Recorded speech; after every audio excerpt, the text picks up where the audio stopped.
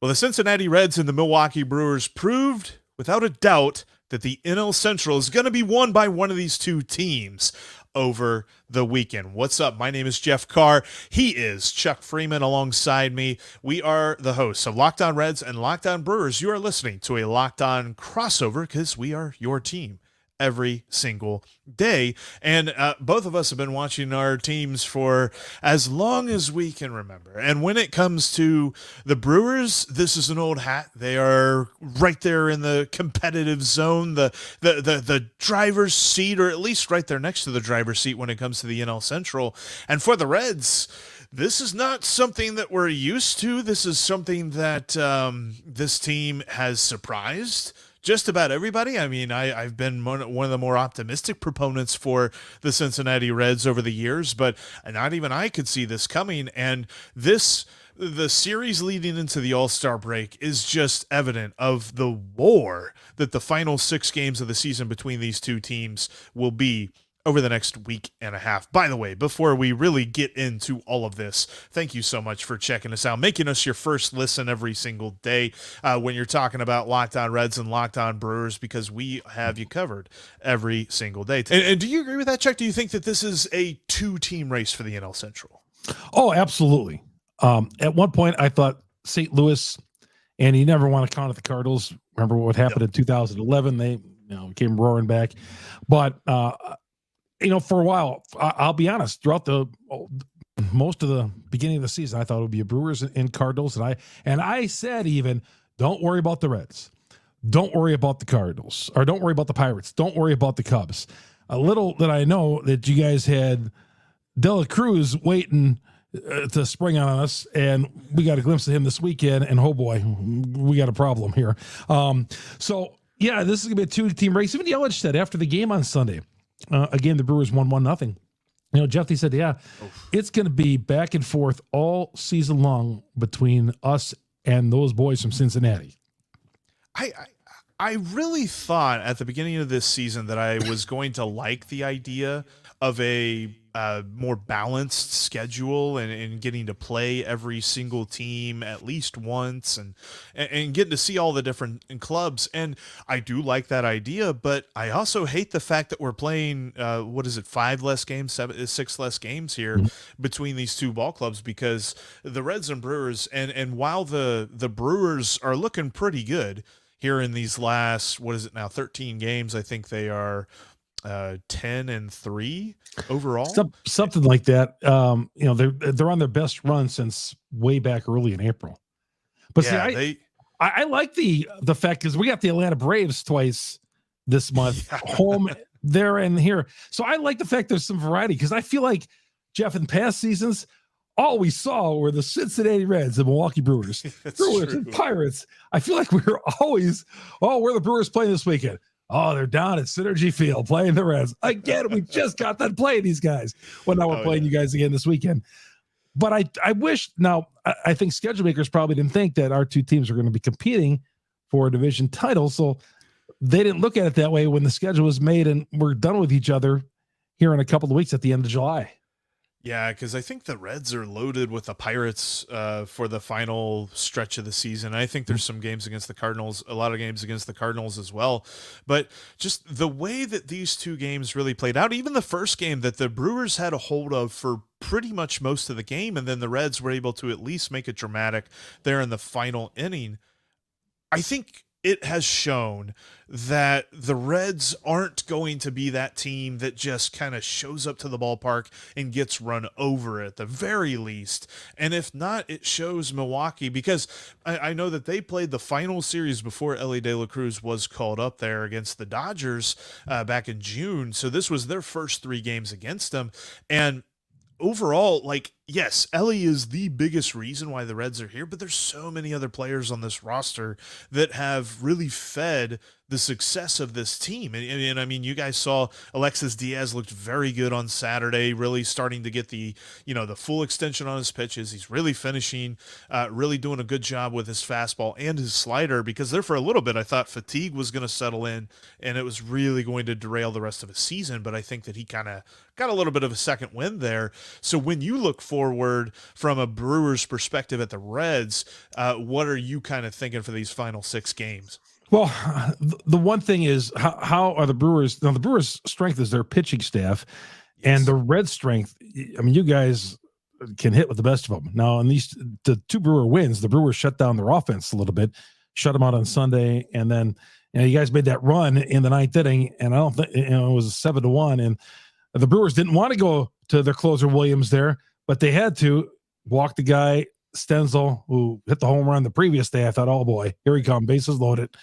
And they got him they struck him out, and that was it. So but yeah, I think it's going to be the Brewer pitching staff against those bats, those electrifying bats that the Reds have, because your team, they can put up the offense. Now the question I have with your team, do they have enough starting pitching to get the job done? Yeah, that's us. We don't have enough offense. We have the starting pitching. we just got a bunch of guys written 204 in the lineup. So pick your poison there. You know what I'm saying? So you combine these 2 teams, we probably win the National League. Yeah, no, I get what you're saying. Oh, yeah. We got the 27 Yankees, man. Yeah. No, because I mean that Brewers, man, I mean, even Elvis Peguero, who he was the guy that was on the mound, and we're going to talk about Elly De La Cruz here in a little bit, but he was on the mound for Elly stealing home, but he was nails on Sunday. Mm-hmm. Everybody that touched the mound for the Brewers was nails on Sunday. And just overall, I think that for the Reds to catch up to that pitching staff, they've got to get Hunter Green and Nick Lodolo back healthy. But the biggest question is going to be, what are they going to do with Andrew Abbott later on in the season? Because there's rumors of them thinking about, either limiting him or shutting him down totally, a la, Steven Strasburg back in the day. And if that's the case, are they going to go out and trade for a rental arm? I don't see them going out and getting a guy like Eduardo Rodriguez or getting a guy like Shane Bieber and signing him to a long-term deal, because the guys that they have in this roster right now that are going to fill out the pitching staff in the future for years to come are going to be here. And I don't think you need to add another arm to that, but they do need something to kind of tide them over, because as baseball would tell you, 2 guys coming off of the injured list is not a guarantee that both of them are going to come back healthy and ready to go. One of them probably is still going to have a setback or something like that. So they need to be a little bit prepared on the front office side of things for this. Can Graham Ashcraft continue his resurgence? Because this starting rotation for the better part of a month, and I know they had an amazing winning streak in this month, but for the better part of a month was Andrew Abbott and a bunch of guys that you just hope at least give you 4 or 5 innings so your bullpen didn't get gassed every single day. So I think moving forward, David Bell has done an amazing job of managing the bullpen to this point, but he's not going to be able to be Captain Hook for the rest of the season and manage the final half of the year like every game is Game 7 of the World Series. The Brewers have used 50 players between the minors and the roster. 50 players, and that's their philosophy has been the last 10 years. They look at it as a whole organizational thing. They're always DFAing guys and bringing guys back and signing guys, and they may sign a guy and he might be gone a week later. So that's the Brewers. They use their farm system. If you watch your transactions, they're always sending guys down and bringing guys up. A guy could come up and pitch for an inning, and then they'll send them back down to Nashville, and then they'll call somebody up, and it's just constantly the roster is always turning over. Like I said, 50 guys. Now with you guys, I'll be curious to see how Abbott is going to be in his next start, because that was the first time, at least, and you see him more than I do, Jeff. That's the first time I've seen him really put in a different situation. They ambushed him. They came out and hit him. They put him in an uncomfortable spot, and he had been pitching so well. He gave his first major league loss. Let's see how Abbott is his next time out. Which one of those games is he starting this weekend? I assume he's going to be starting one of those games against the Brewers. I think they're probably going to reshuffle the rotation. I think he would probably start Friday night's game. Okay. But you're right. I mean, that was his first real get rocked moment. Welcome to the big leagues type deal, because up until that point, everything had been roses for him. So You're right. I mean, it's not about, how much success you can have whenever you're a rookie. It's also what happens when you fall, because it's baseball. You're going to fall at some point. Yeah. So, Yeah. do you get back up quickly? So I'm interested too, because you're right. I mean, it's going to come against the same lineup that did it to him already. So can he figure something else out? That's going to be interesting to watch. But I tell you this, we mentioned Elly De La Cruz, but you also mentioned guys hitting 204. And I'm going to tell you in a moment why there's one of those dudes coming into the past series who was hitting 204 that Reds fans should not pay attention to his batting average, because it's going to be higher at the end of a series whenever these two teams get together. The summer heat has settled in, and you want a pair of shorts that impress while feeling great. That's where Birddogs come in. Birddogs make you look good. They are stretch khaki shorts designed to fit slimmer through the thigh and leg, giving you a truly sculpted look. They fit like a dream. Birddogs invented cloud knit fabric that looks just like khaki, but stretches so you get a way slimmer fit without having to sacrifice movement. They also use anti-stink sweat wicking fabric that keeps you cool and dry all day long. You can seriously go from the couch to the golf course to a night out, all with the same pair of Birddogs on. These are the most comfortable pair of shorts I have ever owned. Go to birddogs.com/lockedon to enter the promo code LOCKEDON for a free Yeti-style tumbler with your order. That's birddogs.com/lockedon, or use the promo code LOCKEDON for a free Yeti-style tumbler. You won't want to take your Birddogs off. We promise you. And if you can't be at the ballpark, like so many people will not be able to, you can catch the hometown broadcast for both the Brewers and the Reds on the SiriusXM app. Just download the SXM app and search Brewers or Reds. But thanks as always for making Locked On Brewers and Locked On Reds your first listen every single day. You are listening to a Locked On crossover here.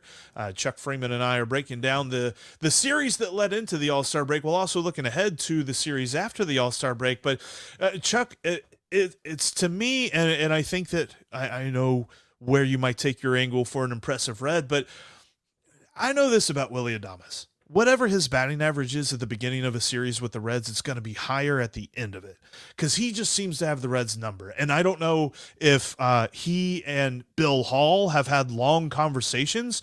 I will always remember Bill Hall as the biggest Reds killer. I know there's a lot of guys that are on this list, but Bill Hall is really high up on this list. And I think that whatever he used to do to the Reds, he has somehow imparted to Willy Adames, because Willy Adames just murders Reds pitching. Yeah, Adames is in the contract year too, but he's hit the home runs, and he was very big in the first two games of that series. But yeah, he's been slumping, and people were wondering, is he putting pressure on himself? The Brewers are not showing any indication of giving him a contract extension, and there was some thought, would they trade him at the deadline if the Brewers weren't in the race? But even if they weren't in the race, how can you trade a guy who's batting 202? It's astounding. He's not this bad. He's just having a bad year. Yeah. I mean, Adames he was key in 2021 when they got him in May. They turned their season right around, won the division, eventually lost to the Braves. But yeah, he's a guy who can really get after it. He's just struggling. I'm hoping that he gets back out of the All-Star break refreshed and ready to go. With you guys, man, there's so many guys. Joey Votto is really, I thought he was on the downside of his career. I did. I really did. And and I talked about him last week, but the way he turned on that pitch on Saturday, 4-1, and I know it's Colin Ray pitching, one of their lesser starters, but he crushed it. And I thought, man, Joey Votto he's got some juice left in that bat yet. So I think getting him, and we were talking last week how he bats 5th or 6th in the order, but that guy could still be a middle of the order type of hitter. We were saying all throughout spring training and even throughout the off season, he was going through the surgery and he was doing the rehab and all this other stuff for the torn labrum and the torn bicep. And we're like, he's going to come back and win player of the year or not. I mean, comeback player of the year. And he might not necessarily do that, but he is still proving to everyone that you cannot doubt him. You cannot expect him to just go away. Because, I mean, after 2018 and 2019, we were really thinking, what's going on here? And then, the shortened season in 2020, the first half of that, he was just continuing those struggles. And it's just like, man, is this just who he is? Then he flips a switch in 2020 and 2021, looked phenomenal. And the injury really kind of derailed him in 2022. And now that he's back healthy, you see that power. And he has definitely turned off the part of his hitter brain where you remember in years past, 2016, 2017, he just didn't strike out. He's okay with striking out a little bit more now. And you saw that in the final pitch of Sunday's game, whenever Devin Williams and that airbender and the fact that it was bouncing in the dirt, but Joey had already swung through it. He's a little bit more aggressive at the plate now, but because of that, you see all that power. And that home run came at a very important point because down 4-1, after having lost the way that they did on Friday, you're kind of thinking, boy, are the Reds about to get swept out of this series? And with one swing, Joey was just like, hold on a minute. And then that was such a key hit for him. Yeah. And then, the Brewers came back, took a 5-4 lead, Reds tied it up, and then they boat raced the Brewers the rest of the game. The De La Cruz play, the stealing the 3 bases on 2 pitches. And the thing about that, my kid who was playing a Little League tournament this weekend, 12 years old, now he wants a De La Cruz jersey. He wants to. I said, I don't know. We're going to get one of those. So now I got to be on the search for it. Are they on sale in Cincinnati? I think a couple of people have them. Okay. They on back order. I think you can get them in December. No, I'm kidding. When he was the head first slide in the home plate, and still, I mean, that was a thing of beauty, and it was. Hey, I hated to see that. It was embarrassing to our team, the Milwaukee Brewers. But I'm telling you, there were people who looked at that, Brewer fans, and said, "Wow, how did a rookie, Jeff? How did a rookie come in and pull off such a veteran move? I mean, oh yeah, what a heads up play that is. And this is a guy who's only in his first month of baseball. What's this guy going to be like when he gets some seasoning under him? I cannot wait. And every day, it's I can't wait to watch this dude play. And I feel like, and you know this because you watch all the Brewers games, and there's probably moments in a Brewers game where you see a possible advantage for a base runner, and you're like, why don't they take that? Why don't they do that? Why don't they take that extra base?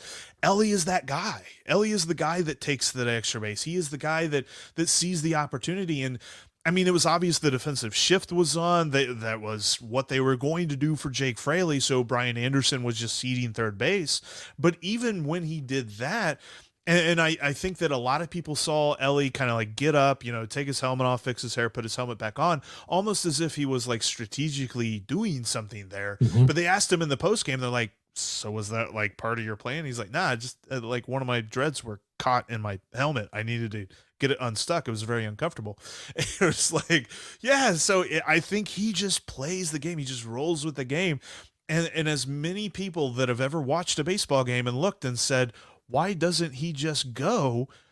He did that. And Elvis Peguero, he's walking back to the mound. He's probably psyching himself up for the first pitch, thinking, man, Jake Fraley cannot put this ball in play because Elly De La Cruz is going to score.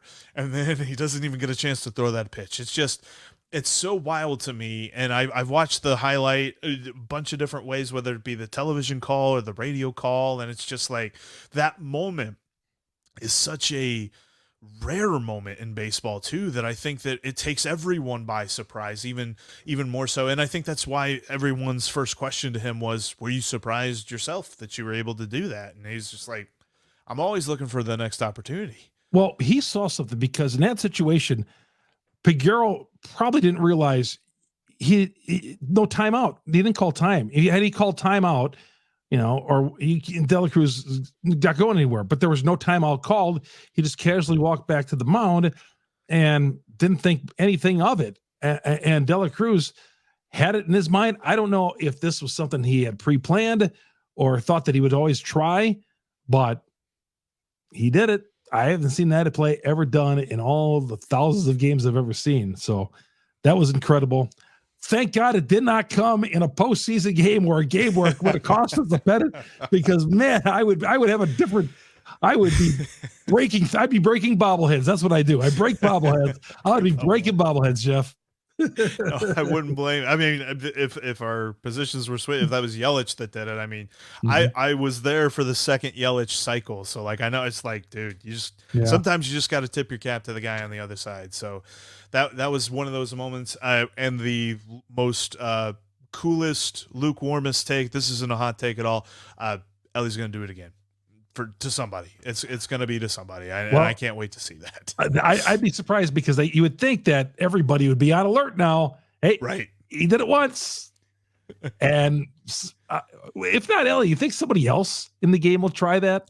Somebody's got to watch. Like I mean, even watching him in the home run derby, Randy Arozarena, it could be a guy that does that. I mean, Yelich has always been an amazing base runner. I could see him probably doing that to somebody. So. It's something that I think not a lot of baseball players think about. Like, there's probably part of their brain that just thinks, oh yeah, he probably called time there. But you're right. Like Ellie had the presence of mind to know that didn't happen. So it's wild. But I know this. You have a wild question for me, and it's a wild question because I don't know what's coming. It's about the All-Star game.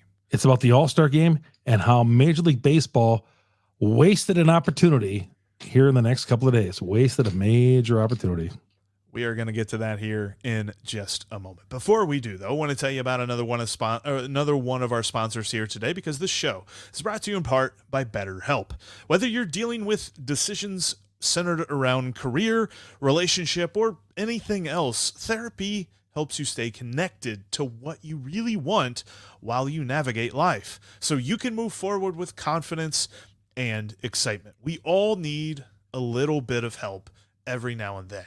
If you're thinking of starting therapy, give BetterHelp a try. It's entirely online, designed to be convenient, flexible, and suited to your schedule. Just fill out a brief questionnaire to get matched with a licensed therapist and switch therapist anytime for no additional charge. Let therapy be your map with BetterHelp. Seriously, therapy is something that I believe everyone should give a chance to, because I believe that everyone needs someone to talk to. And you may be in a situation where, you don't want to talk to anybody, but BetterHelp can be there for you. Visit BetterHelp.com/LockedOnMLB today to get 10% off your first month. That's BetterHelp, HELP.com/LockedOnMLB. And remember, if you cannot be down at the ballpark, you can catch every pitch of the Reds and Brewers hometown broadcast on Sirius XM on the SXM app. Just search the word Reds or Brewers. And thanks again for checking out today's Locked On Reds, Locked On Brewers crossover. For more coverage of our two teams in between episodes, you can follow us on Twitter. You can follow Chuck at Chuck Freeman on Twitter. You can follow me at Jeff Carr with 3 Fs, because Jeff with 2 Fs was taken. And that's where you will see our in-between episode takes. Well, I know this. I have been very intrigued to hear this question, because I was told in our show prep by Chuck Freeman that he had a very interesting all-star question for me. Let's hear it. All right. Major League Baseball. We all love baseball, but sometimes, more often than not, they trip on themselves. A missed opportunity, and it involves your guy. I told you earlier in the show, my 12-year-old was talking about De La Cruz. He wants a De La Cruz jersey. I can't imagine he is the only 12-year-old who is in love with this kid, okay? Your guy, all right? But Major League Baseball, how do you not, in some form, I know he's been here for a month, okay, break the rules, put him somewhere, where showcase this kid. He's the hot property, okay? He's the hot property. Shohei's not in the game. Okay, he is a hot property too. But Elly is the man right now. Take advantage of when the coals are hot. Strike. Have Elly De La Cruz somewhere at the All-Star game. Show him in a home run. I don't care if it's a home run hitting contest, a base stealing contest. Introduce him. Whatever. You got to get his face on TV Tuesday night, since you missed probably the opportunity Monday night. I didn't watch the home run derby, but you got to Jeff, right? I mean, come on, Rob Manfred, what are you doing? Get I that agree. star out there.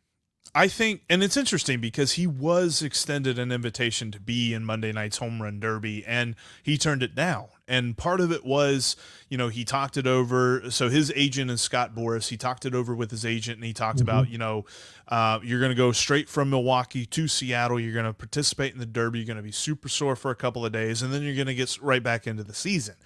So do you want to spend this as like a break? Do you want to continue to develop and be there with your team and stuff? Or do you want to go to the derby?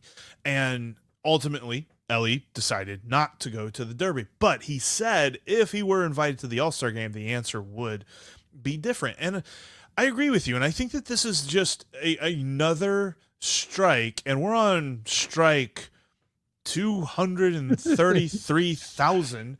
And that's being nice. with the league's inability to market itself. It just has no idea what to do with its stars. And I totally get it. If he doesn't want to be in the home run hitting contest or the home run derby, I always call it the home run hitting contest, the home run derby. I get that. Some guys don't want to be in that. And I get the ramifications and all that. But, make an exception. Get him on that all-star team. Yeah. Somehow, if he wants to, because again, he's your next star. Yeah. Get his, it'd be great for him. It'd be great for the game. It'd be great for a small market baseball for a change. If he was with New York Yankees, they'd probably bring him out there. Yeah. No, let's market this guy. And he's your guy. He's in our division. Major League Baseball fumbled the football once again because they should have this guy present in the All-Star game in some form, even if he's just on the bench. Well, and it's a fun game, right? It's an exhibition game. It's all about entertainment. We're not talking about nothing on the line. Right. There's nothing on the line. I mean, let's just have fun with it. And I feel like there needs to be a different way. And I like the fan aspect of it, and it doesn't need to be completely washed away in all of this, but there needs to be something else that helps pick all-star teams in general, because it's very easy for the average year. I understand that the Kansas City Royals stuffed the ballot box one year. That doesn't happen very often. In fact, it likely never happens again. Like, I know that the Rangers can get a couple of people in there and things like that, but for the most part, the All-Star game comes from LA, Chicago, and New York. That's where you see the players come from. And I feel like it's just such a easy shot in the foot that the league needs to fix this, because Elly De La Cruz needs to be in the All-Star game. And I firmly believe that Elly and Matt McClain is another guy. He's not got the star power or anything like that, but he's a guy that many Reds fans believed had a real good shot to make it. Spencer Steer as well. Like, these are guys that by merit are going to be in the conversation year in and year out. But if you constantly make it about largest fan bases and biggest media markets and all this other stuff, then you're going to constantly have the same cast of characters in this All-Star game. And I feel like they've got to fix that somehow. Yep. And I don't necessarily have the answers. I'm more of an idea guy here. I'm not the planner. I'm the, hey, there's a problem. Let's fix it. But yeah. That's again, this mentality, as I was telling you last week, this mentality of Major League Baseball wants to run out the same teams. Sunday Night Baseball. If the Yankees and the Red Sox are playing a weekend series, it's going to be ESPN Sunday night game. It's going to be on the Fox game on Saturday afternoon. It's just same, you can predict who's going to be on there. When the last time the Brewers were on Sunday Night Baseball, I can't even remember the last time they were on Sunday Night Baseball from AmFam Field. Why are they doing this? And the Brewers have been in the playoffs like 5 of the last 6 years or something like that. Still, they can't touch Sunday Night Baseball. And I'm not saying that's, it's not like Monday Night Football or Sunday Night Football, but still, it's the lone game on a Sunday night. Get some different teams involved, and with Cincinnati too. You guys are never on there.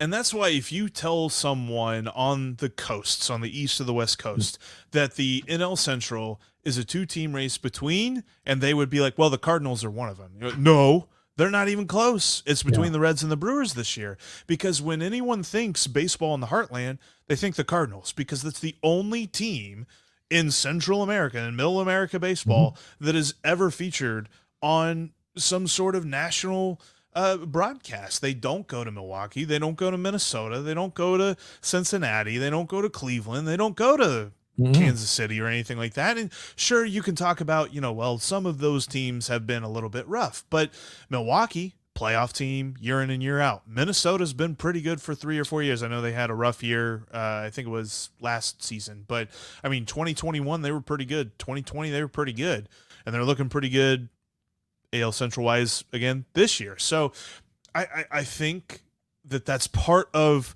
this issue. And I think that, Elly De La Cruz not being in the All-Star game is a part of that. And it is definitely something that the league should look for in future years, because there's going to be more and more stars coming up through the minor leagues, because that's the beauty of the minor leagues. You always have the next star on the way up. But it feels as though once they make it to the major leagues, nobody knows how to market them. And it's really unfortunate. And if Major League Baseball really feels they want 10 teams, then, I'll say this tongue in cheek, get rid of Cincinnati, get rid of Milwaukee, get rid of Minnesota. If you don't want to market those teams, if you just want us to just fall and die for the bigger markets, okay. I just feel like that's the way it is. Well, I mean, I bet if you listen to national talk shows, Shohei Ohtani's not in this All-Star game, but where is he going to end up? Why are the Angels going to trade him? I mean, he's playing. Is he going to go to the Mets, the Dodgers, or the Yankees? Yes. I mean, the Angels, they're Los Angeles, but they operate they're the one kind of big market team that flies under. They're like a small market. You never hear much of the Angels, but still, yeah. And I'm sure there's some talk shows. Oh yeah, Elly De La Cruz. Boy, wouldn't he look good in a Red Sox uniform someday? Yeah, that's the thing. Like, I've seen a lot of people say, well, sleeper Red Sox could be. I'm like, it's not a sleeper if it's one of the teams on the coast. Stop calling them sleepers. Yeah. But yes. But I think that was the opportunity.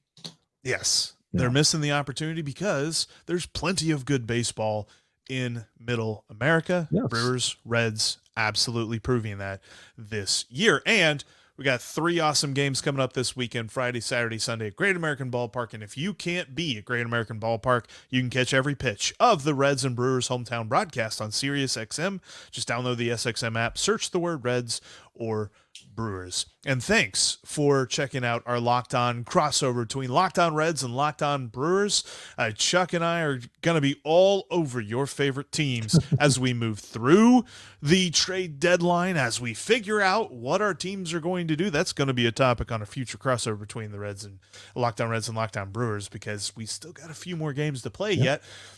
But as we move forward, you can count on us to be Locked On Reds and Locked On Brewers every single day.